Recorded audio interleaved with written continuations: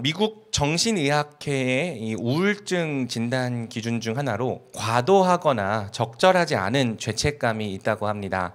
잘못을 저질렀을 때 죄책감을 느끼는 것은 사람이라면 당연한 일이죠. 오히려 반대쪽 극단, 잘못을 저질러도 아무런 죄책감을 느끼지 못하는 것이 훨씬 더 큰 문제라고 할 수 있습니다. 하지만 잘못을 저질렀을 때 필요 이상으로 죄책감을 과도하게 가지거나 자기 잘못이 아닌 일에 대해서도 큰 죄책감을 느끼는 사람들이 있습니다. 이런 사람들이 자신의 과오를 반복적으로 곱씹다가 결국에는 깊은 죄책감과 우울증에 빠져들게 되는 거죠.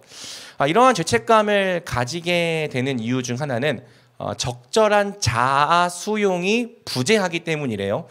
자아 수용이라고 하는 것은 자신의 실수나 결점을 적절하게 수용하는 행위를 말합니다. 그러니까 자기 중심적인 자기의 책임 회피와는 다르게 실수와 잘못을 인정하면서도 그런 잘못을 한 자신을 적절하게 용서하고 너그럽게 받아들이는 것을 자아 수용이라고 부르는 거죠.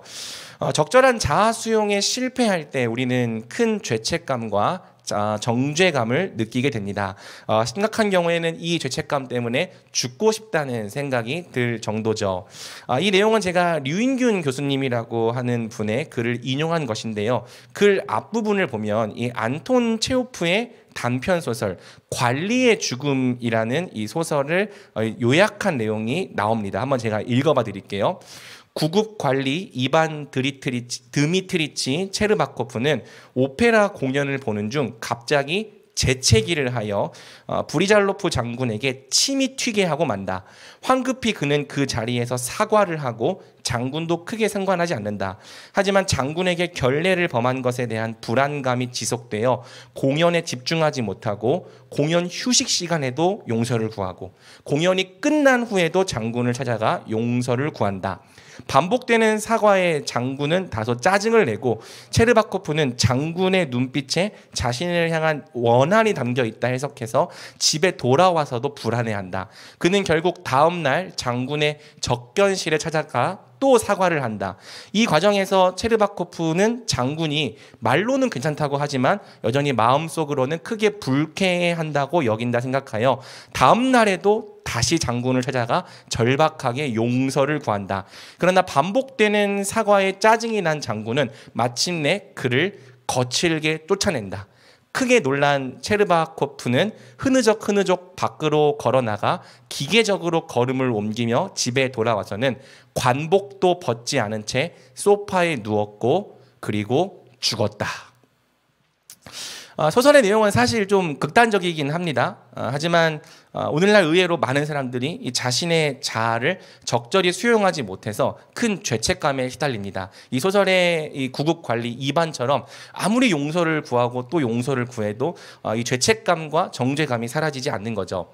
이 자아를 수용하지 못하는 가장 큰 원인 중 하나는요, 바로 성장기 때의 경험이라고 해요. 성장기 때 부모로부터 수용을 많이 받았던 사람은 어른이 되어서도 자기를 수용하는데 크게 어려움이 없다고 합니다. 반면 성장기 때 부모에게 학대를 당했거나 부모가 이혼을 했거나 부모로부터 수용을 받지 못했던 아이일수록 성인이 되어서도 자기를 수용하는데 어려움을 겪는다고 합니다. 해결책으로는 스스로를 너그럽게 수용하려는 노력도 필요하고요. 타인의 역할이 굉장히 중요하다고 해요. 그러니까 어떤 실수나 잘못을 했더라도 나를 있는 모습 그대로 수용해주는 사람이 있을 때 그 사람을 통해서 자기 자신을 더 잘 이해하고 너그럽게 수용하는 법을 배울 수 있다는 거죠. 자, 그러면서 교수님은 글 마지막 부분에 이렇게 말씀하세요. 만약 우리가 누군가를 용납하고 포용해 준다면 그것이 곧 그 사람이 스스로를 용납하고 포용할 수 있도록 도와주는 숭고한 행위다. 이상적인 해결책이고 실행되어야 한다고 생각하는 해결책이지만 이 해결책에는 중대한 맹점이 하나 있습니다. 바로 나이가 들수록 우리를 있는 모습 그대로 받아주고 포용해 줄 사람들이 점점 사라져 간다는 점이죠. 어렸을 때에는 그래도 있는 모습 그대로 포용을 받습니다. 아니 그래도 제가 생각했을 때 20대 초중반까지는 좀 부족하고 못난 모습을 보여도 주변에서 용납을 해주는 것 같아요.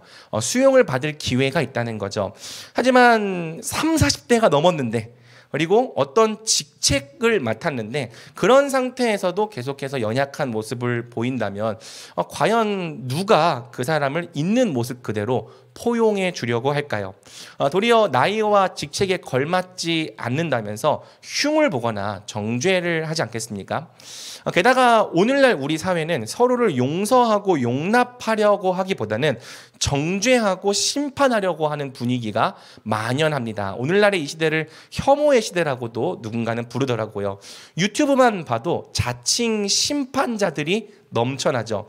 사실상 성인이 된 사람들이 어디선가 이 값없는 용서와 용납, 수용과 포용을 얻을 길이 전무한 거예요. 그러므로 우리는 또 오늘 이 질문을 통해서 물어보게 되는 거죠. 복음은 자아를 수용하지 못하는 사람들, 즉 매일 죄책감과 정죄감에 시달리는 사람들에게도 구원이 될 수 있는가? 사람마다 정도의 차이는 있겠지만 이 죄책감의 문제로 고통을 받고 있는 사람들에게도 예수님은 과연 구원이 되어줄 수 있는가? 우리는 이 질문에 대한 답을 함께 고민해 보려고 합니다. 자, 오늘 본문은 성경에서 가장 유명한 본문 중 하나입니다. 특히 7절의 예수님 말씀은 기독교가 아닌 사람도 자주 인용하는 말씀이죠. 너희 중에 죄 없는 자가 돌로 치라. 제가 학창 시절에 이제 이 너희 중에 죄 없는 자가 돌로 치라 그러면요 내가 죄가 없다면서 막 그냥 치기를 주저하지 않았는데 아무튼 예수님께서 하신 이 말씀 자체는 굉장히 유명합니다. 본문의 사건은 이렇습니다. 예수님이 성전에서 백성들을 가르치고 계셨습니다. 성경은 때가 아침이었다고 말하죠. 그때 서기관들과 바리새인들이 갑자기 들이닥칩니다. 그들은 한 여인, 음행을 하다가 현장에서 잡힌 여인을 예수님 앞으로 끌고 왔죠. 그들이 예수님께 말합니다. 4절에서 5절입니다. 예수께 말하되 선생이여 이 여자가 간음하다가 현장에서 잡혔나이다. 모세는 율법에 이러한 여자를 돌로 치라 명하였거니와 선생은 어떻게 말하겠나이까? 서기관들과 바리새인들은 예수님을 향해서 선생이라고 부릅니다. 선생이란 유대의 랍비를 말하는 거예요. 랍비는 율법 교사죠. 종교 지도자들은 평소에 예수님의 이 스승으로서의 권위를 인정하지 않았습니다. 랍비가 아니라고 생각했어요. 나사렛 출신의 근본도 없는 이 인간이 랍비 행세를 한다며 오히려 매우 불편해했죠. 그랬던 종교 지도자들이 갑자기 예수님을 엄청 공경하는 척하면서 한 여인을 데려다 놓고 예수님께 이렇게 물어보는 겁니다. 이 여자가 간음을 하다가 현장에서 잡혔습니다. 모세는 율법에 이러한 여자를 돌로 치라고 명령했는데 선생님은 어떻게 말하겠습니까? 그러니까 종교 지도자들은 일부러 예수님을 먼저 율법 교사, 선생으로 치켜 세운 다음에 당신이 율법 교사라면 이 율법에 관하여 무엇이라고 말하겠습니까? 답변을 요구한 겁니다. 당연히 이 질문은 예수님께 진짜 의견을 구하는 질문이라기보다는 예수님을 시험하고 함정에 빠뜨리려는 행위였죠. 6절에 그 의도가 설명이 됩니다. 그들이 이렇게 말하면 고발할 조건을 얻고자 하여 예수를 시험함이로라. 이 질문이 왜 예수님께 시험이 되었을까요? 율법은 만일 정혼한 여자가 다른 남자와 동침을 할 경우 남녀 모두 돌로 쳐서 죽이라고 명령합니다. 성경에 여러 구절이 있지만 특별히 신명기 22장 23절과 24절이 이 율법을 기록을 하고 있죠. 이미 결혼한 여자가 간음을 행한 경우에도 마찬가지였어요. 다만 그 경우에는 사형의 방법까지 기록되어 있지는 않았습니다. 이 여인은 간음을 하던 현장에서 붙잡혔으니까요. 증거도 증인도 필요하지 않죠. 말 그대로 현행범이니까요. 다만 의아한 것은 함께 간음을 하던 남자는 어디 갔냐는 거예요. 율법은 남자와 여자 모두를 다 죽이라고 명령하거든요. 이에 관하여 학자들은 아마 남자가 도망을 쳤거나 아니면 당대의 성차별 의식이 작용했을 거라고 추측합니다. 그러니까 죄는 함께 지었는데 여자만 정죄를 당하는 굉장히 불공평하고 억울한 일이 벌어지고 있죠. 아무튼 문제는 뭐냐면요. 이 율법이 보편적인 법이 아니라 이스라엘이 한 국가로 존재할 때만 시행될 수 있는 시민법이었다는 점이에요. 작년에도 제가 율법에 대해서 가르친 바가 있는데요. 우리는 모두 통틀어서 율법이라고 부르지만 이 율법을 엄밀하게 구분하면 도덕법, 의식법, 시민법으로 구별을 할 수가 있습니다. 이 중 의식법과 시민법은 영원한 계명이 아니라 일정 기간 동안 필요에 의하여 주어진 법이고요. 그 기간이 주어지면 더 이상 그 시행력이 없어지는 법이죠. 특히 이 중에서 시민법은요, 이스라엘이 정부를 가진 하나의 국가로 존재할 때에만 시행될 수 있는 실정법이었습니다. 그러니까 사법이 가능하려면, 법의 시행과 적용이 가능하려면 그 법을 시행할 수 있는 국가의 권위가 필요하다는 거죠. 그런데 지금 이스라엘은요, 독립국가가 아닙니다. 로마 정부 아래에 있는 피지배 민족이죠. 어느 정도의 자치는 허용되지만 사법권이 거의 없습니다. 특히 사형 선고는 로마의 총독만이 내릴 수 있는 독점 권한이었죠. 그래서 만약에 예수님께서 이 율법을 근거로 이 여인이 범죄했으니 돌로 쳐서 죽여야 한다라고 말씀하신다면 그 순간 예수님은 로마 정부에게 도전하는 사람이 되어버리는 겁니다. 왜? 사법은 로마 정부만 할 수 있다니까요. 근데 갑자기 지금 예수님이 돌로 치라고 명령을 했잖아요. 그러면요, 저 사람이 지금 사람들을 선동하여 스스로 유대인들의 왕이 되려 한다, 이런 국가 반역죄로 예수님을 몰아갈 수가 있는 거예요.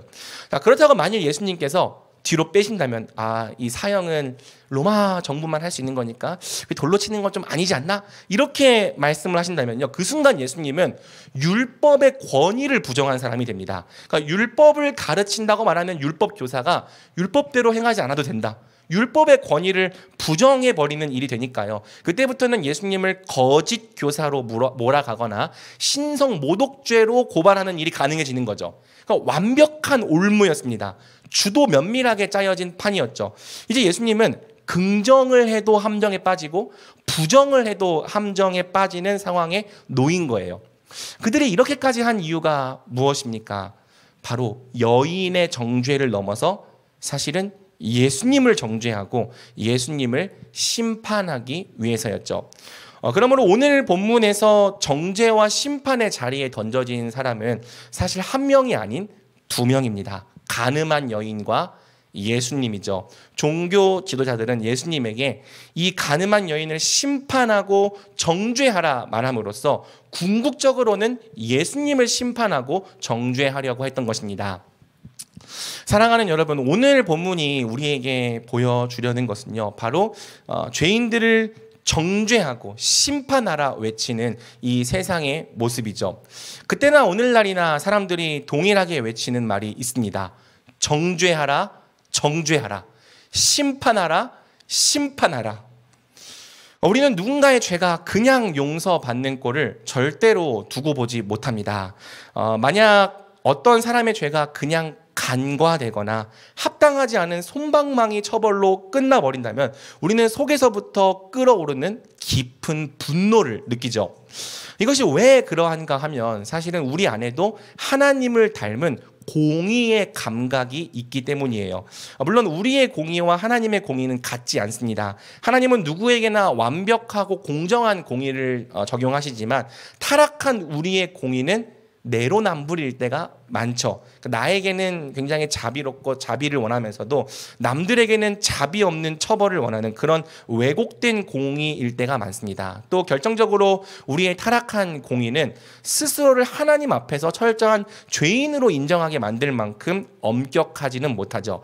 자, 그럼에도 불구하고 어쨌든 우리도요, 이 하나님의 형상을 가진 존재로서 그분을 닮은 공의의 감각을 갖고 있다는 거예요.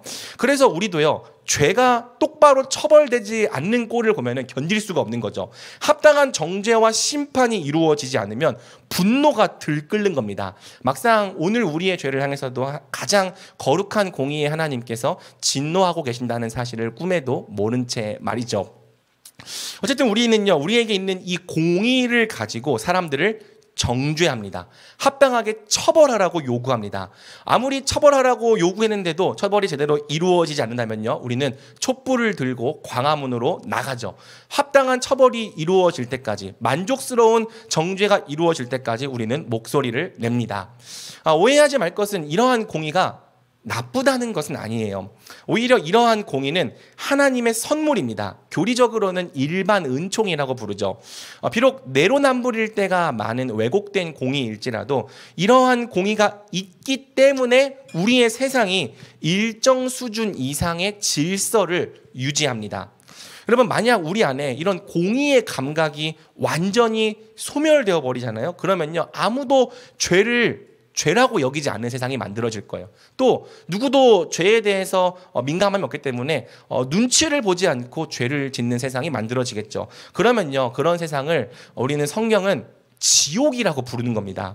우리 안에 있는 이 공의가 세상이 지옥과 같을 정도로 무질서해지고 악해지는 것을 사실은 막아주고 있는 거죠. 그리고 때로는요, 사람들 안에 있는 이런 공의 때문에 무너진 정의가 아주 극적으로 세워지는 경우도 있습니다. 이처럼 우리 안에 공의의 역할은 매우 중요한데요, 한계도 명확하죠. 바로 사람들을 죄로부터 구원해 주지는 못한다는 거예요. 비단 공의뿐 아니라 모든 일반 은총이 다 그렇습니다. 공의는 심판하고 정죄할 뿐입니다. 속성상 이 공의와 용서는 같이 갈 수가 없는 거죠. 여러분, 정죄하라, 심판하라를 외치는 사람 중에서 그래도 이 사람에게 일말의 자비가 베풀어지기를 원하는 사람이 어디 있겠습니까? 오히려 자기가 치른 죄에 대해서 한치의 모자람도 없이 그 값을 톡톡히 치르기를 바랄 뿐이죠. 그러니까 물론 이 값을 다 치르고 난 다음에는 용서를 고려해 볼지라도요, 값을 치르지도 않았는데 용서와 자비를 베푼다는 것은 있을 수 없는 일입니다. 그리고 그 범죄가 아주 심각한 범죄라면 사실 우리는 세상에 어떤 형벌을 그 사람에게 부과한다고 해도 분이 안 풀리죠. 그러니까 값을 치르지도 않았는데 어떤 사람을 그냥 용서해 주는 것은 그야말로 어렸을 때나 가능한 일이고요. 요즘에는 촉법소년이니 뭐니 해서 어린 친구들이 범죄하는 거에 있어서도 그냥 용서해주면 안 된다는 목소리가 커지고 있죠. 성인이 되었는데도 나를 값없이 용서해주는 사람은요, 사실상 부모님 정도일 뿐일 거라는 거예요. 서로가 서로에게 칼 같은 공의를 들이대는 이 세상에서 용서와 용납을 발견하기란 매우 어려운 일이죠.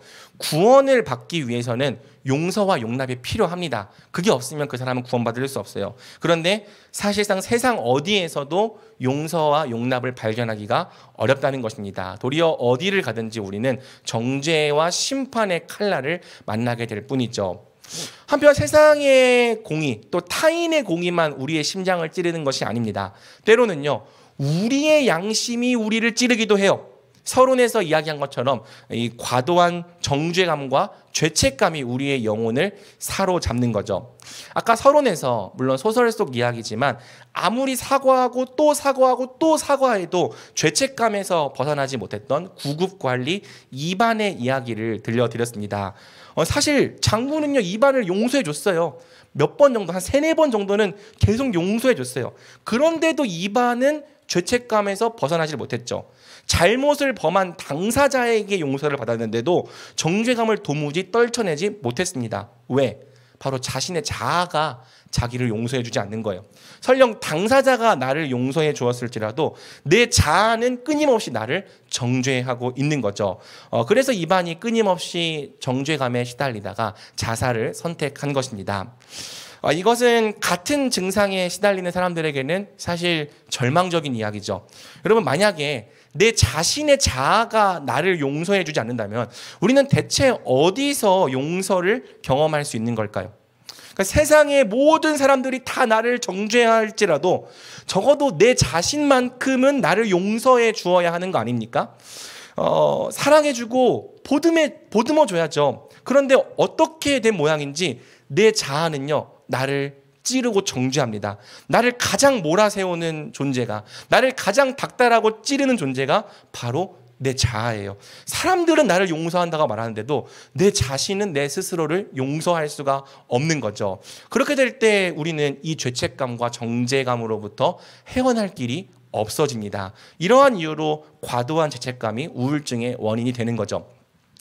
이 청교도 목사 리차드 백스터는 이러한 우울증 증세에 사탄, 곧 마귀의 개입이 명백하게 존재한다고 말합니다. 그 오해하지 말 것은 이 우울증이 귀신에 들린 결과라는 뜻은 아니에요. 다만 마귀는 우리의 이 약점을 교묘하게 활용할 줄 아는 존재입니다. 우리의 영혼을 사망의 음침한 골짜기까지 자주 이끌고 가는 존재죠. 여러분, 마귀가 가장 많이 하는 일이 뭔지 아십니까?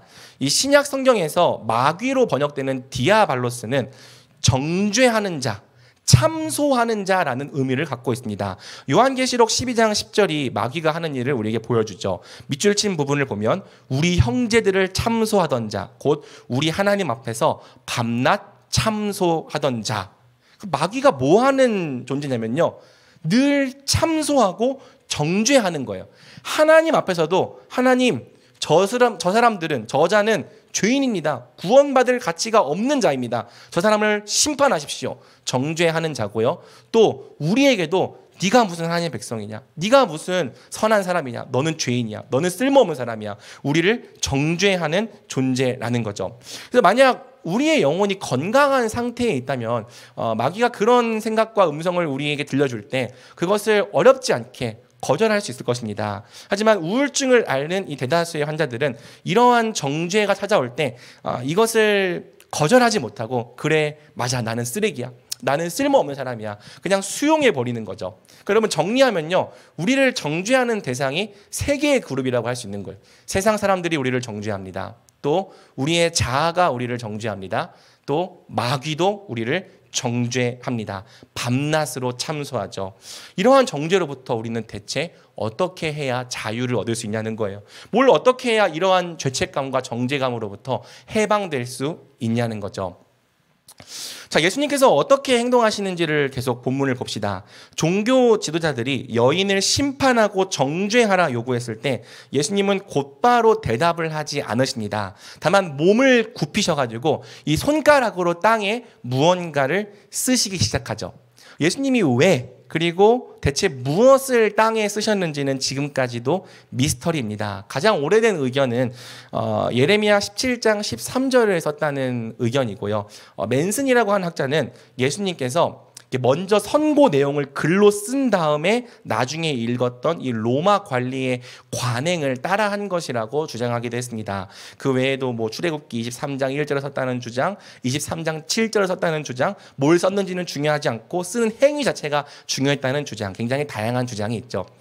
제가 살면서 들어봤던 가장 신박했던 주장은요, 물론 이제 진심으로 하신 말씀은 아니고 우스갯소리로 어떤 목사님이 하신 말씀인데요, 흙에다가 여인과 간음했던 사람들의 명단을 쓰셨다는 주장입니다. 그러니까 딱 앉아가지고 여인과 간음한 사람들 1번 김땡땡, 2번 박땡땡, 3번 강땡땡 이렇게 명단을 줄줄이 써내려가니까 사람들의 얼굴이 사색이 되어가는 거죠. 그 다음에 너희 중 죄 없는 자가 돌로 치라 하고 다시 또 명단을 계속 쓰니까 자기 명단 나올까봐 도망쳤다고 이제 그렇게 말씀하신 목사님이 계시는데요. 재미는 있지만 불가능한 해석입니다. 7절은 사람들이 묻기를 맞이하지 않았다라고 이야기를 하고 있거든요. 그러니까 이것은 예수님께서 뭘 쓰시는지를 사람들이 전혀 이해하지를 못했다는 뜻이에요. 그러니까 만약 그 내용과 의미가 중요했다면 성경이 가르쳐 줬겠죠. D.A. 카슨이라고 하는 학자는 이렇게 말합니다. 예수께서 왜, 그리고 무엇을 썼는지에 대해서는 우리가 알지 못한다는 것이 정답이다. 중요한 것은 예수님께서 쓰신 내용이라기보다는 하신 말씀입니다. 너희 중에 죄 없는 자가 먼저 돌로 치라. 이 역시 그냥 하신 말씀이 아니고요, 율법에 근거한 말씀입니다. 만일 율법을 근거로 사형을 집행할 경우 증인이 먼저 손을 댄 후에 다른 사람들이 손을 대야 했습니다. 이를 통해 증인은 자신의 증언이 진짜 사실이라고 하는 것을 하나님과 사람들 앞에서 입증해야 했죠. 여인은 현행범으로 붙잡혔기 때문에 그녀가 간음한 사실은 사실 빼박입니다. 하지만 예수님의 이 말씀이 문제가 되는 거예요. 너희 중에 죄 없는 자가 먼저 돌로 치라. 이 말씀은 완벽하게 죄가 없는 의인만이 누군가를 단죄할 수 있다는 말씀은 아닙니다. 이 말씀을 인용해서 모든 경우에 이 단죄를 부정하는 것은 잘못된 적용입니다. 때로는 공동체의 질서를 세우기 위해서 단죄를 해야 되는 경우도 존재하죠. 다른 본문에서는 그런 본문도 있고요. 다만 예수님은 이렇게 물어보신 거예요. 너희에게는 정말 이 여인과 같은 죄가 없느냐? 고대 시대에는 성적인 범죄에 있어서 남자들에게 훨씬 관대했던 경향이 있습니다. 이는 유대뿐 아니라 세계 곳곳에서 공통적으로 나타났던 현상이고 우리나라도 별반 다르지 않았죠. 그러니까 똑같이 성적인 범죄를 저질렀어도 사회는 여자들에게 훨씬 가혹했습니다. 오늘 본문에서 남자는 같이 잡혀오지 않은 것을 봐도 알 수 있죠. 반면 남자들은요, 똑같은 성범죄를 저질러 놓고도 적당히 은폐한 채 사회적으로 존경받는 삶을 사는 게 가능했습니다. 그때나 오늘날이나 겉으로는 의로운 사람을 연기하지만 남들 모르게 은밀한 죄를 지으며 살아가는 사람들이 정말 많은 거죠. 예수님은 너희 중에 죄 없는 자라고 하는 이 단순한 조건을 통해서 율법의 권위를 부정하지 않으면서도 사람들의 이중잣대를 날카롭게 지적한 거예요. 사람들은 양심의 찔림을 느꼈고 그 자리를 하나 둘 떠나갔죠. 우리 성경에는 어른으로 시작하여 젊은이까지라고 되어 있는데요. 사실 원문에는 늙은이, 장로부터 사라지기 시작했다라고 되어 있습니다. 그러니까 아이러니하게도 산 세월이 많았던 사람일수록 자기 양심에 깨끗할 수가 없었던 거죠. 왜? 우리 인간은 산 세월이 길면 길수록 또 더 많은 힘과 권력을 가질수록 범죄할 가능성이 훨씬 많은 존재이기 때문입니다. 그러니까 만일 이 여인이 간음을 행한 죄로 돌에 맞아야 했다면 그들 역시 간음을 했을 때 돌에 맞아야 했겠죠. 그러나 그들은 돌에 맞지 않았어요. 잘 은폐하고 숨기면서 여태까지 떵떵거리고 의인 행세를 하며 살아왔죠. 하지만 예수님께서 너희에게는 정말 죄가 없느냐 물어보셨을 때 그들은 찔림을 느끼고 슬그머니 자리를 피한 것입니다. 여러분, 이 말씀은요, 누구도 남을 정죄할 수 있는 궁극적인 심판자가 될 수 없음을 우리에게 보여주는 거예요. 왜? 남을 정죄하는 우리가 사실은 동일한 죄인이기 때문이죠. 죄의 질에는 차이가 있을지 몰라도 50보 100보이기 때문입니다. 우리는 하나님과 같이 절대적으로 의로운 심판자가 될 수 없습니다. 비록 국가나 교회의 질서를 세우기 위하여 불가피한 단죄가 필요할지라도 누구도 하나님 앞에서 남을 정당하고 의롭게 심판할 수 있는 그런 권한은 없는 거죠. 그러므로 우리는 남을 심판하려는 행위에 항상 조심해야 하고요. 불가피하게 단죄하는 경우에도 긍휼의 마음을 잊지 말아야 하는 거예요. 한편 이 사람들과 달리 궁극적인 심판자가 될 수 있는 분이 한 분 계셨습니다. 그분이 누구십니까? 그게 예수님인 거예요. 그러니까 여러분, 다른 사람들은요, 이 여인의 심판할 자격이 없어요. 하지만 딱 한 분, 죄가 없으신 예수님만큼은 사실 이 여인을 정당하게 심판할 권한이 있으셨습니다. 사람들이 다 떠나가고 예수님과 여인만 남았을 때 예수님께서 여인에게 물으시죠. 예수께서 일어나사 여자 외에 아무도 없는 것을 보시고 이르시되 여자여 너를 고발하던 그들이 어디 있느냐? 너를 정죄한 자가 없느냐? 여인이 대답합니다. 주여 없나이다. 이때 예수님께서 아주 놀라운 말씀을 하시죠. 나도 너를 정죄하지 아니하노니. 여러분, 이 말씀의 의미가 무엇인지를 잘 생각해 봐야 돼요. 세상에서 여인을 정당하게 정죄할 수 있는 유일한 한 분께서, 즉 절대적으로 의롭고 궁극적인 심판자께서 나도 너를 정죄하지 않겠다 말씀하신 겁니다.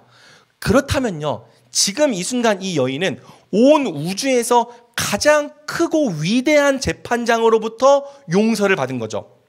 여러분, 이것이 얼마나 어마어마한 일인지 여러분 정말 잘 생각해 보셔야 돼요.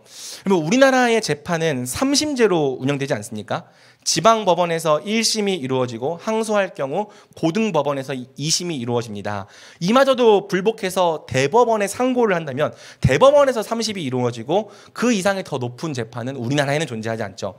만약 대법원에서조차 무죄 판결을 내린다면 적어도 이 나라 안에서만큼은 누구도 그 판결에 대해서 왈가왈부를 할 수가 없습니다. 그런데 사실은 대법원보다 더 높은 권위의 재판이 존재한다는 거죠.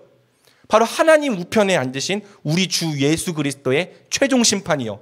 혹 대법원에서는 무죄 판결을 받은 사람도요, 만왕의 왕이신 예수 그리스도 앞에서는 얼마든지 유죄로 판결될 수 있습니다. 예수님은 가장 높은 권위의 법, 하나님의 법에 근거해서 우리를 가장 공정하고 공의롭게 심판하시는 궁극적인 재판장이시기 때문이죠. 그래서 여러분요, 이 심판의 궁극적인 권위는 예수님께 있는 거예요. 우리는 사실상 삼심제가 아니라 사심제로 살아가는 사람들인 거죠. 이 땅의 법으로만 무죄 판결을 받으면 끝이 아니라 하늘의 법으로도 무죄 판결을 받아야지만 우리는 하나님의 의로우신 형벌을 피할 수 있는 겁니다. 자, 그런데 오늘 이 여인은요, 세상에서 가장 높은 권위의 심판자로부터 무죄 판결을 받은 거예요. 절대적이고 궁극적인 재판장으로부터 용서를 받았다고요. 그렇다면은 대체 누가 이 여인을 죄인으로 정죄할 수 있겠냐는 거죠. 누가 이 여인을 심판할 수 있습니까? 이제는 없다는 거예요. 예수님보다 더 높은 권위로 심판할 수 있는 존재가 세상에는 없습니다. 예수님의 선고를 뒤집을 수 있는 더 높은 재판장이 이 우주에는 없습니다. 따라서 궁극적인 재판장이신 예수님께서 이 여인에게 무죄 선고를 내리셨다면 지금 이 순간 여인은 진짜로 용서받은 거죠. 이후로는 아무도 이 여인을 죄인으로 정죄할 수 없어요. 사람들도 정죄할 수 없고 마귀도 정죄할 수 없습니다. 심지어 여인 자신도 스스로를 죄인으로 정죄할 수 없죠.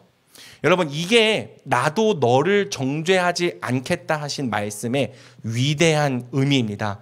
최종 심판의 권위자로부터 용서를 받은 순간 우리는 말 그대로 진짜 용서를 받은 거예요. 이 예수님의 판결을 뒤집을 수 있는 자가 존재하지 않는다고요. 성경은 예수님께서 세상을 심판하기 위해서가 아니라 구원하기 위하여 이 땅에 오셨다고 말하죠. 내가 온 것은 세상을 심판하려 함이 아니요 세상을 구원하려 함이로라. 예수님은 우리를 심판하고 정죄하기 위해서가 아니라 구원하기 위해 오셨습니다. 정죄하기 위해서가 아니라 용서하기 위해 오셨습니다. 그분이 땅에서 행하신 모든 사역은 다 우리가 용서받게 하시려는 것이죠. 우리가 최후 심판 때 위해서 정죄를 받지 않고 오히려 의인으로 인정받게 하시려는 것이었습니다. 최고의 재판장이신 예수님께 용서를 받을 때 우리는요, 비로소 모든 죄책감으로부터 해방될 수 있습니다. 예수님께서 우리를 정죄하지 않겠다 선언하실 때 우리는 비로소 세상의 모든 정죄로부터 자유를 얻을 수 있는 거죠. 그러므로 예수님은 용서의 주님이십니다. 오직 그분께로 나아갈 때 우리는 우리를 모든 죄책감과 정죄로부터 해방시키는 참된 용서를 얻게 되는 겁니다. 사랑하는 여러분, 만일 여러분 안에 지울 수 없는 죄책감과 씻을 수 없는 정죄감이 있다면 한번 오늘 말씀을 정말 깊이 묵상해 보시길 바라요. 여러분이 대체 누구의 용서를 받은 것인지를 잘 생각해 보길 바랍니다. 예수님을 믿으면 죄를 용서받는다는 진리를 이제까지 여러분이 몰랐던 것은 아닐 거예요. 왜? 어렸을 때부터 귀가 따갑게 배워왔잖아요. 그런데도 왜 그 진리가 여러분을 자유케 하지 못했습니까? 왜 용서받았다는 이 진리가 여러분의 마음에 자유를 주지 못했습니까? 혹시 예수님이 어떤 분이신지를 여러분이 제대로 몰랐기 때문은 아니냐는 거죠. 대체 여러분이 누구의 용서를 받았는지 한 번도 깊이 생각해 본 적이 없기 때문은 아니냐는 겁니다. 그렇다면 생각해 보라는 거죠. 이제는 깊이 묵상해 보라는 거예요. 여러분을 용서하겠다고 선언하신 분은 이 세상에서 가장 높은 심판주십니다. 여러분을 정죄하지 않겠다고 선언하신 분은 최종 심판의 권위자, 절대적이고 궁극적인 재판장이십니다. 그런 분께서 여러분을 용서하겠다 선언하셨다면 대체 누가 여러분을 처벌하라고 참소할 수 있냐는 거예요. 그런 분께서 여러분을 정죄하지 않겠다 선언하셨다면 대체 누가 여러분을 하나님 앞에서 정죄하라 고발할 수 있겠냐는 거죠. 없습니다. 아무도 없다는 게 성경의 설명이에요. 성경은 만약 하나님께서 우리를 의롭다고 하신다면 아무도 우리를 죄인으로 정죄할 수 없다, 그렇게 이야기를 하는 거죠. 우리 로마서 8장 33절에서 35절을 같이 읽어보겠습니다. 시작. 누가 능히 하나님이시니 누가 정죄하리요? 죽으실 뿐 아니라 다시 살아나신 이는 그리스도 예수시니 그는 하나님 우편에 계신 자요 우리를 위하여 간구하시는 자신이라. 아멘. 그럼 만약 하나님께서 우리를 용서하셨다면 누가 처벌하라고 요구할 수 있겠는가? 만약 하나님께서 우리를 의롭다고 인정하셨다면 누가 우리를 죄인으로 고발할 수 있겠는가? 아무도 그렇게 할 수 없다는 거예요. 사탄, 마귀도 우리를 그렇게 정죄할 수 없고요. 심지어는 우리 자신도 우리 자신을 죄인으로 정죄할 수 없습니다. 왜? 우리 자신도 우리 자신에 대한 최종적인 심판자는 아니기 때문이죠.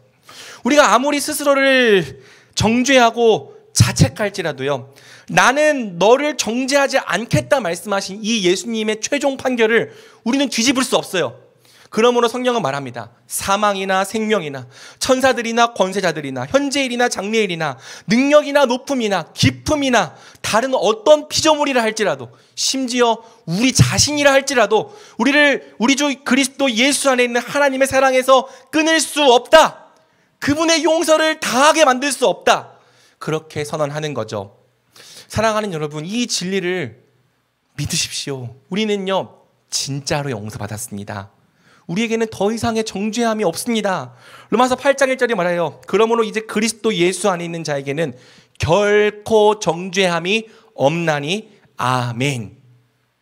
이 진리를 진짜로 믿을 때 우리는 비로소 모든 죄책감과 정죄감으로부터 벗어날 수 있는 거죠. 사람들이 우리를 심판하려 할 때에도, 원수 마귀가 우리의 마음속을 찌를 때에도, 심지어 우리 자신의 자아가 우리를 정죄하고 책망할 때에도 우리는 예수님께서 선언하신 이 말씀을 근거로 그리스도 예수 안에 있는 자에게는 결코 정죄함이 없나니 언제나 의롭게 설 수 있는 겁니다.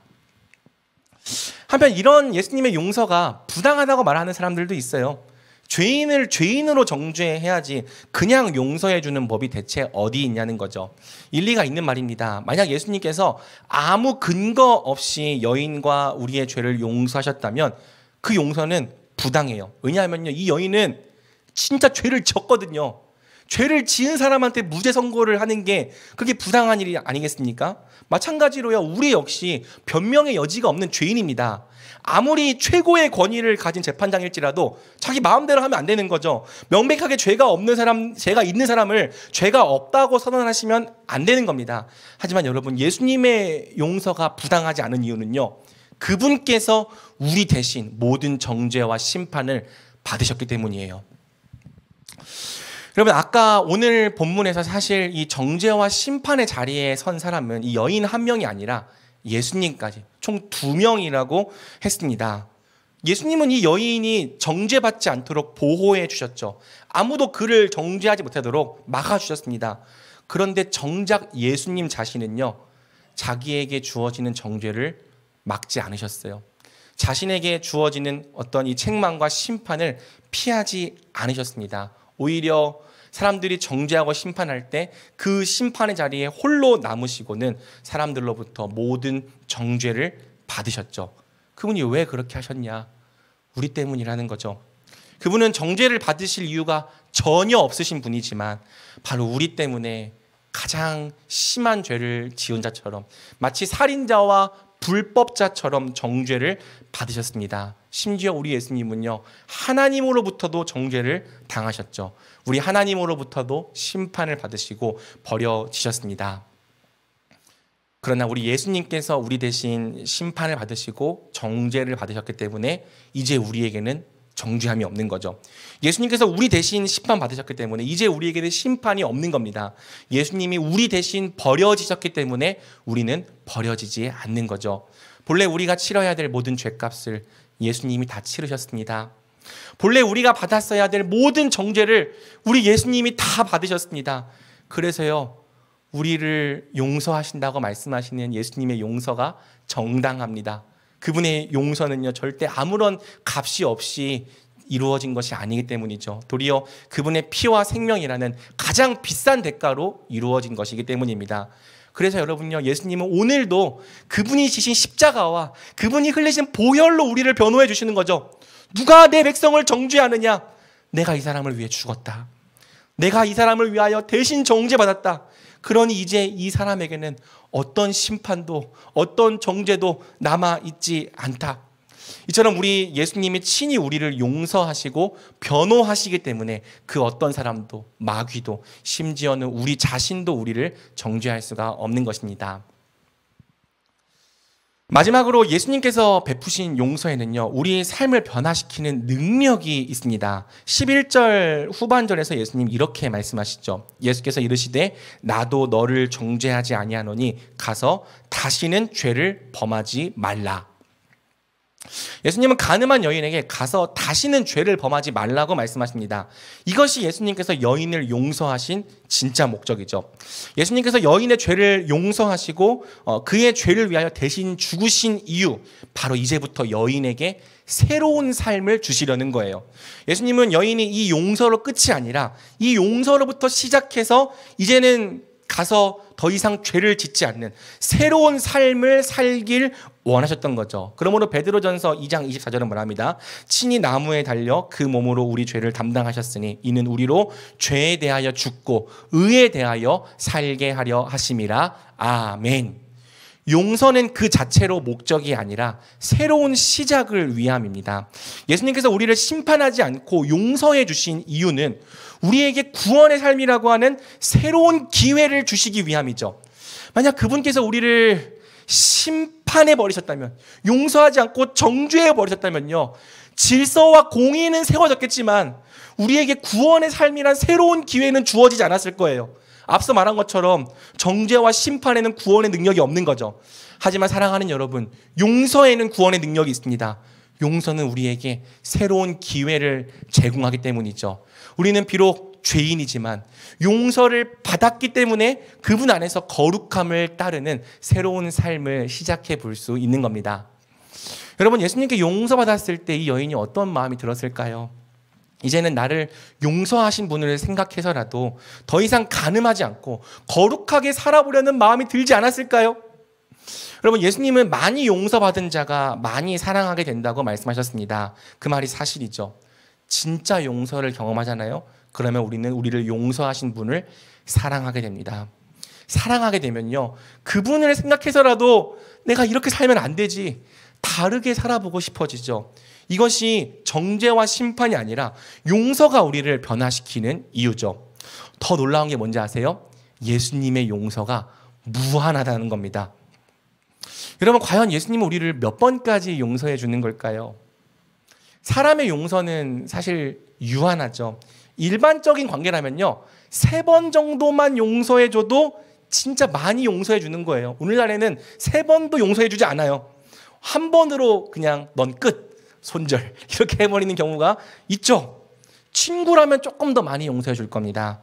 연인이라면 그보단 조금 더 많이, 가족이라면 그보단 조금 더 많이, 부모님이라면 그보다는 훨씬 더 많이 용서해 주겠죠. 하지만 그렇다고 무한한 건 아니에요. 반면 예수님의 용서는 무한합니다. 그분께서 우리를 위해 지신 십자가의 값을 근거로 예수님은 우리를 7번씩 70번까지도 용서해 주십니다. 아니, 70번씩 700번까지도 용서해 주십니다. 이 말씀은 사실상 예수님의 용서에는 횟수 제한이 없다는 거예요.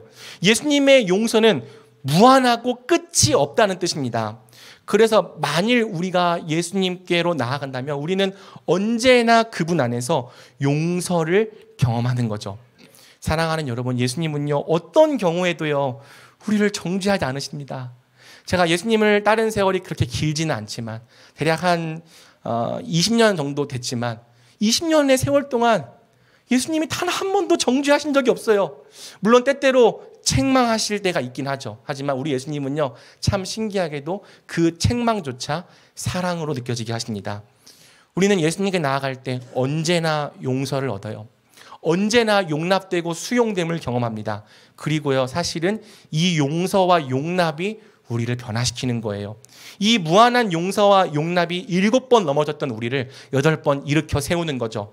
100번, 1000번을 넘어졌을지라도 101번, 1001번을 용서하시는 예수님의 무한한 용서가 있기 때문에 우리가 오늘도 감사하면서 다시 한번 일어나 거룩하게 살아볼 용기, 새롭게 살아볼 힘을 얻는 것입니다.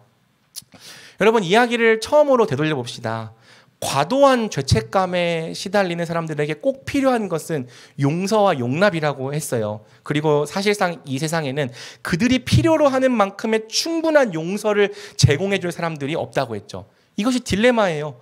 누가 그들을 7번씩 70번까지도 용서해 줄까요?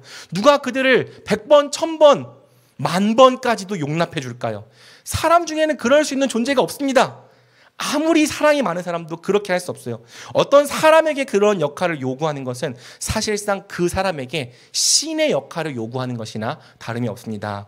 여러분, 꼭 과도한 죄책감이나 우울증 환자가 아니더라도요, 우리는 우리를 사랑하는 사람으로부터 있는 모습 그대로 수용되기를 원해요. 거의 무한히 용납되기를 원합니다. 내가 실수를 하더라도 너는 나를 용서해 줬으면 좋겠고, 내가 좀 못난 모습을 보여줬더라도 너는 나를 있는 모습 그대로 받아주면 좋겠어요. 관계가 가까울수록 이런 갈망이 커지죠. 그러나 우리가 우리의 친구나 연인이나 부모에게 그런 역할을 요구하는 것은요, 그들에게 나의 신이 되어달라고 말하는 것이나 다름이 없습니다. 우리는 그들에게 나를 무조건적으로 받아달라고, 내가 뭘 어떻게 살든지 나를 무조건적으로 이해해주고 용납해달라고 요구하지만 그들도 한계가 많은 인간이죠. 우리를 무한하게 사랑해 줄 수 없어요. 우리를 무한하게 용서해 줄 수 없습니다. 심지어 여러분의 부모라 할지라도 사랑과 용서에는 한계가 있죠. 그래서 여러분, 사람에게 무한한 용서와 용납을 갈구하는 사람은 늘 실망할 수밖에 없는 거예요. 어떤 사람에게, 내가 사랑하는 연인에게 무한한 용납을 바라는 사람은 늘 상처받을 수밖에 없는 거죠. 하지만 여러분, 기뻐하십시오. 유일하게 우리가 무한한 용서와 용납을 갈구해도 되는 분이 계신다는 거예요. 그분이 바로 예수님이죠. 오직 그분만이 우리를 무한하게 용서하실 수 있습니다. 오직 그분만이 우리를 무한하게 용납하실 수 있어요.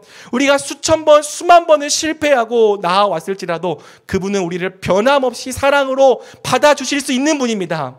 그리고 예수님은요, 허상이 아니라 진짜로 살아계신 인격이기 때문에 우리가 그분으로부터 용서를 받을 때면은 진짜 내가 용서받았다는 사실을 경험하게 되는 거죠. 죄책감으로부터 해방이 되는 거예요. 모든 정죄감으로부터 벗어나 참된 용납을 경험하게 되는 겁니다. 그러므로 사랑하는 여러분, 만약 여러분 안에 해결되지 않는 죄책감과 정죄감이 있다면, 그러한 고통이 여러분을 시달리게 하고 있다면 예수님께로 나아오십시오. 만일 여러분에게 이 세상에 줄 수 없는 마르지 않는 참된 용서와 진짜 용납이 필요하다면 예수님께로 나아오십시오. 그분은 여러분에게 꼭 필요한 용서를 주실 수 있는 분이십니다.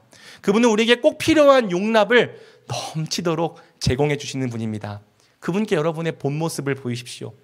그분 앞에서 가리거나 훌륭한 사람으로 여러분을 위장하지 말고요, 여러분의 있는 모습 그대로를 드러내십시오. 여러분이 얼마나 많은 죄책감에 시달리고 있는지를 고백하십시오. 얼마나 큰 정죄감이 여러분의 영혼을 사로잡고 있는지를 고백하십시오. 그리고 그분께 구원을 요구하십시오. 그분께 용서와 용납을 간구하십시오. 그러면요, 예수님은 여러분에게 바로 여러분을 위하여 찔린 손과 발의 못자국을 보여주시며 이렇게 말씀하실 겁니다. 사랑하는 내 아들아, 사랑하는 내 딸아, 내가 너를 위해 죽었다. 내가 너의 죄를 다 감당했다. 너는 이미 용서받았다. 내가 너를 사랑하고 내가 너를 용납한다. 여러분은 여러분을 결코 거절하지 않고 용납해 주시는 그분의 사랑을 경험하게 될 겁니다. 그런데 여러분, 문제가 또 뭐죠? 우리는 얼마 지나지 않아서 또 정죄감과 죄책감에 빠져든다는 거죠. 은혜를 유지하지 못한 채 또 죄책감과 정죄감에 시달리는 상태로 우리는 빠져들게 되는 겁니다. 그래서 무너져버린 우리 자신에게 자괴감이 드는 거죠. 그럴 때도요, 여러분, 괜찮습니다. 예수님께로 나아가십시오. 여러분은 그때에도 변함없이 여러분을 용서하시고 받아주시는 예수님의 용납을 경험하게 될 것입니다. 그러다가 또 넘어졌습니까? 이제는 2번, 3번이 아니라 수십 번, 수백 번입니까? 그래서 아무리 예수님이라고 할지라도 이 정도까지 실패한 나를 받아주지는 않을 거라는 그런 두려움이 생겼습니까? 그분의 신뢰를 또 배반하고 또 배반한 나를 더 이상 이제는 그분도 나를 받아주지 않을 거라는 두려움이 내 영혼에 엄습하고 있습니까?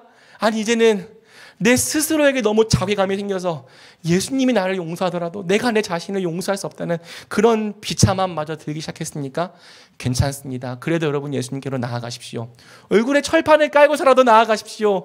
모든 부끄러움을 무릅쓰고 다시 한번 용서를 구하십시오. 그러면 여러분은 이번에도 다함이 없는 예수님의 용서를, 아니 실패할수록 오히려 더 넘치도록 부어주시는 예수님의 용납을 경험하게 될 것입니다. 원래 죄가 더한 곳에는 은혜도 넘치는 법이거든요.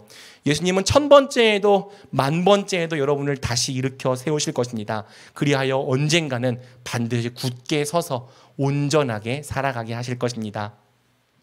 그럼 그걸 어떻게 아냐고요? 그걸 어떻게 확신할 수 있냐고요? 바로 제가 그랬거든요. 여러분, 제가 바로 정죄감과 죄책감의 덩어리였습니다. 10대 후반부터 20대 초중반까지는요, 정말 단 한 번도 마음속에 있는 이 정죄감으로부터 벗어나 본 적이 없어요. 부모님이 이혼하신 것도 내 잘못이라는 생각이 있었고요. 가정이 빚더미 위에 앉은 것도 다 내 잘못. 모두 내가 똑바로 살지 못했고 똑바로 하나님을 따르지 못했던 것이라는 그런 죄책감과 정죄감이 늘 있었습니다. 예수님을 믿어도요, 이게 사라지지 않더라고요. 이런 생각이 늘 드는 거죠. 만약 내가 신앙적으로 조금 더 성숙한 사람이었다면, 만일 내가 조금 더 기도를 했다면 하나님께서 우리 가정을 구원해 주지 않으셨을까? 내가 매일 은밀한 죄에 걸려 넘어지고 무너졌기 때문에 하나님께서 내 가정을 심판하신 건 아닐까? 내가 의롭지 않기 때문에, 내가 하나님의 신뢰를 늘 배반하기 때문에 나로부터 은혜를 거두어 가시고 하나님께서 나와 멀리 계신 것은 아닐까? 사실은 하나님도 이렇게까지 많이 실패하는 나에게 실망하신 건 아닐까? 아무리 용서해주고 또 용서해줘도 나는 또 실패했기 때문에 이제는 하나님마저도 나를 지긋지긋하게 여기시는 것은 아닐까? 두려웠습니다. 절망스러웠어요. 아무리 회개해도요, 이러한 죄책감과 정죄감이 도무지 사라지지 않았습니다. 그래서 여러분, 어떤 날에는요, 하나님, 제가 잘못했습니다. 제발 저를 좀 용서해 주세요. 고래고래 소리를 질러보게 됐습니다. 그런데도요, 용서를 받았다는 확신이 잘 안 들더라고요. 하지만 여러분, 한 번, 두 번에서 안 되는 일도요, 100번, 1000번, 10,000번을 하면 의외로 됩니다. 하나님께서 제게 제공하신 은혜는요, 그야말로 무한한 용서였죠. 내가 널 사랑한다. 내가 널 존귀하게 여긴다. 내가 너를 이미 용서했다. 내가 너를 이미 용납했다. 내가 바로 너를 위하여 십자가에 달려 죽었다. 감사하게도 어떤 날은요, 이러한 음성이 진짜로 들릴 때가 있는 거죠. 그래서 그런 날이면요, 며칠 동안은 용서받았다는 자유와 해방감을 누렸습니다. 그런데 또 문제가 뭐예요? 은혜를 금방 잃어버리죠. 안타깝게도 이러한 느낌이 오래 가지를 않아요. 며칠만 지나면 금세 마음이 다시 죄책감과 정죄감이 억눌리는 거죠. 농담이 아니라요, 진짜 내 안에 귀신이 살고 있는 거 아닐까라는 생각이 들었어요. 그만큼 10대 후반과 20대 초중반에는요, 정죄감이 저를 심각하게 괴롭혔습니다. 하지만요, 우리 하나님은요, 끊임없이 용서를 제공하시는 거죠. 무한한 용서를 제공하시는 거죠. 제가 이러한 정죄감과 죄책감으로부터 해방될 때까지 용서를 제공하시는 거죠. 너는 용서받았다. 네가 이미 용납받았다. 너의 죄가 십자가에서 모두 다 치러졌다. 진리를 끊임없이 들려주신 거예요. 그런 과정을 대체 몇 번이나 반복했을까? 수천 번일까? 수만 번일까? 대략 10년 정도의 시간을 그렇게 보냈던 것 같습니다. 그리고 놀랍게도요, 어느 순간부터는 저를 정죄하던 마귀의 음성이 더 이상 잘 들리지 않는 거죠. 너는 쓰레기야. 너는 죽어야 돼. 아무도 널 사랑하지 않아. 모두 사실은 네가 없어졌으면 해. 이러한 음성이 더 이상 들리지 않기 시작하는 거예요. 한때 제 마음을 휩쓸고 지나갔던 이 풍랑이 잔잔해지고 난 다음에는요, 거짓말같이 고요한 평강이 있더라고요. 바람과 바다를 잔잔케 하셨던 예수님께서 정말 그분의 전능하신 능력으로 제 마음속에 있던 온갖 정죄감과 죄책감의 풍랑을 잔잔하게 하신 겁니다. 여러분, 한 10년 정도의 시간을 보내보면서 이제는 그 의미를 진짜로 믿게 된 말씀이 있어요. 바로 요한일서 4장 18절이죠. 우리 한번 같이 한 목소리로 읽어보겠습니다. 시작. 사랑 안에 두려움이 없고 온전한 사랑이 두려움을 내쫓나니. 우리 안에 있는 두려움과 정죄감과 죄책감은요, 온전한 사랑만이 쫓아낼 수 있습니다. 7번씩 70번까지도 용서하시는 온전한 사랑이 100번, 1000번, 10,000번을 실패하고 넘어져도 우리를 받아주시는 그 완전한 사랑만이 우리 안에 있는 정죄감과 죄책감과 모든 두려움을 쫓아낼 수 있습니다. 여러분, 주님의 사랑은 진짜로 완전합니다. 주님의 사랑은요, 여러분 안에 있는 모든 두려움을 쫓아낼 수 있습니다. 이 말씀처럼 제 마음의 두려움이 정말로 쫓겨났죠. 다함이 없는 예수님의 온전한 사랑이 모든 죄책감과 정죄감으로부터 저를 해방했습니다. 물론 저는 지금도 사실 자아가 그렇게까지 건강한 사람은 아니라고 생각해요. 지치거나 번아웃이 올 때면 여지없이 죄책감과 정죄감부터 찾아옵니다. 하지만 이제는 결코 흔들리지 않는 진리가 한 가지 있는데, 그것은 예수님께서 나를 완전히 용납하셨다는 진리죠. 예수님은 어떠한 경우에도 나를 받아주신다는 진리예요. 그래서 저는요, 오늘도 예수님께로 나아갑니다. 마음속에 정죄감과 죄책감이 찾아올 때면요, 주저하지 않고 용서의 주님이신 예수님께로 나아갑니다. 그리고 오늘 내게 필요한 용서를 그분에게서 얻어요. 오늘 내게 필요한 용납을 그분으로부터 무한히 제공받습니다. 그 용서가 있기 때문에 살아낼 수 있어요. 그 용납이 있기 때문에 때로는 세상과 사람들이 나를 정죄할 때에도 당당하게 설 수 있습니다. 나를 정죄하지 않으시는 예수님의 무한한 용서가 이제는 나를 새롭게 살아가게 하시는 거죠. 말씀을 맺겠습니다. 여러분, 오늘 말씀도요, 모두에게 다 와닿는 말씀은 아닐 거예요. 제가 전하고 있는 복음이 어떤 종류의 특정한 괴로움을 당하고 있는 사람들, 그 사람들을 위해서 제가 말씀을 계속 전하고 있거든요. 하지만 만약 여러분도 저처럼 정죄감과 죄책감으로 오래도록 고통을 받아왔다면, 그런 지체들이 있다면요, 오늘 말씀을 믿으십시오.